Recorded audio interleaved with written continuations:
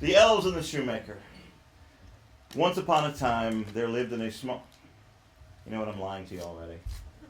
I'm sorry. My grandfather was a fine Southern gentleman. I'm from the deep South. You can tell by my horrendous accent. He never once in his life said once upon a time. Once upon a time is a northern fairy tale. My grandfather was from the South. Y'all ain't gonna believe this, but there was once this shoemaker, this cobbler, this man what made shoes, you know. And it came to pass that he got down to his last dollar.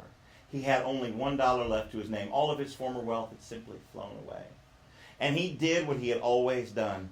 He took his dollar and he bought shoe leather. He had just enough money to buy enough leather for one pair of shoes. And he took that leather and he worked it in and he cut out the pattern. And being tired, he set aside the work to finish in the morning. The next day he got up early and discovered a brand new pair of shoes sitting on his workbench. Hand-stitched, hand-dyed, hand-tooled, so beautiful they was almost magic. And no sooner had he opened the shop than the shoes sold. And he had enough money, made a little profit, had just enough to buy enough leather for 2 pairs of shoes. So he bought the leather and he cut out the pattern and just out of curiosity left it sitting on his workbench. The next morning he got up and sure enough, 2 beautiful pairs of shoes sitting out on his workbench. Well, this went on night after night, and eventually the shoemaker regained his former wealth. Being curious people, he and his wife sat up late one night to see exactly what was going on and discovered that just at the stroke of midnight, a pair of juvenile delinquent vandal elves was breaking into his shop and making these shoes. Well, these were not any ordinary pair of juvenile delinquent vandal elves. No, they were nudist juvenile delinquent vandal elves. They were without clothes. They was naked. You familiar with the term naked? Naked. Yeah. It's not naked. No, it's naked. Naked. You know the difference? Yeah. What's the difference? One's naked, one's naked. Yes, sir. Okay. Naked is at home. Thank you, Captain Grasp of the Obvious. Naked is at home, changing clothes in the shower, naked. Naked is out in public and up to something. They was naked. Who's been naked? All right, never mind. No, really. The shoemaker's wife took pity on these poor naked elves and created for each of them a suit of clothes, small. Left them sitting out the next night, and the elves were so overwhelmed with this show of gratitude, they taught the shoemaker how to make magic elf shoes, and they all lived happily ever after. And the moral, yeah, thank you very much. Individual clapping, I like that. We're going to take turns. We'll just come down this aisle. Each person will clap for the next one. Thank you for starting us off. The moral of the story is you take whatever it is you have in your hands and you use it to uplift and inspire somebody else. You use it to pass on the story, right?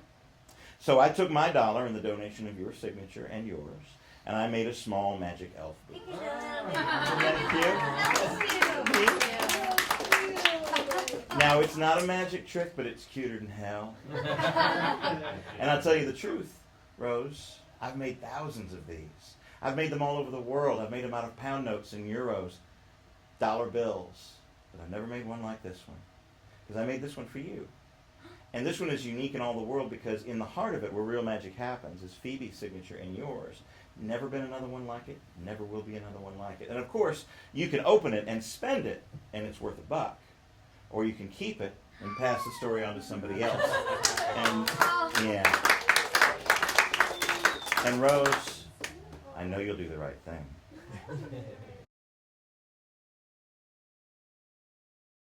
As far as cliches go, I just did a card trick. Magician, card trick, go figure. And if right now I was to pick up the hat and there was a rabbit underneath the hat, that would be too cliche. Every magician in the world would do that. So I have an orange. Vitamin C, baby. Vitamin C. But if within the orange there was a rabbit, No. it would be too cliche. Because this represents potential. This inside, the juice, the pulp, the meat, the orange, the zest, the seeds. the seeds, or what make it important, right? And it's like people. You get to know them, you look at the heart of what they've got, you listen to their stories, you listen to who they are and what they're all about. You get something valuable. You get something you may not have expected, something that just absolutely should not be there. So this one, at the heart of this orange, is something unexpected, and it's this. A dollar bill. A drippy, wet, citrusy, fresh dollar bill. And not just any dollar bill, but one that has the signature across the front. Like that. What's your handwriting, Rose? Yes? It's your handwriting, Phoebe? Fantastic. You still have your boots? Of course you do. Now here's the thing. So we have an impossibility. They exist in the same place at the same time. It's a trick that is incredibly Schrodinger-like. And I defy any other magician to use that word in their acts. When I first heard the story of the elves and the shoemaker, I believed it like it was written history. I believed in true love and pure magic. I believed in elves that made shoes and cookies. I believed in Santa Claus. And a few Christmases ago, the children came downstairs to empty their stockings on Christmas morning, and my daughter Rose went to her stocking, and while the other ones were pulling everything out of it, she held it in her hands. And she just looked at it like this, and I said, "What are you doing, sweetie?" She says, "Well, right now, there could be anything inside." Yeah. When I pull it open, I know what I get, but just looking at it now, I can use my imagination. It could be anything at all. So maybe the signatures are on this bill.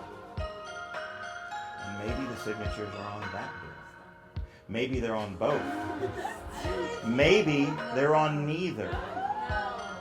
But the only way to solve that mystery would be to destroy something beautiful.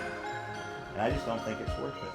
We don't have tomorrow, we don't have next week. What we have right now is this moment, this snapshot. We'll never be together like this, ever again, quite like this. Some of us won't come back. Some of us will be asked to not come back.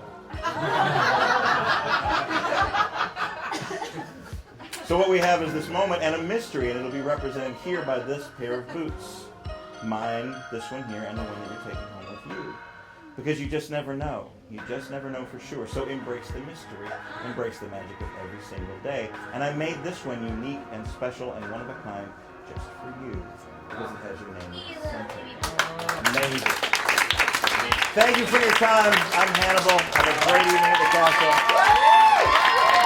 Thank you very, very much. Have a great night. Good night.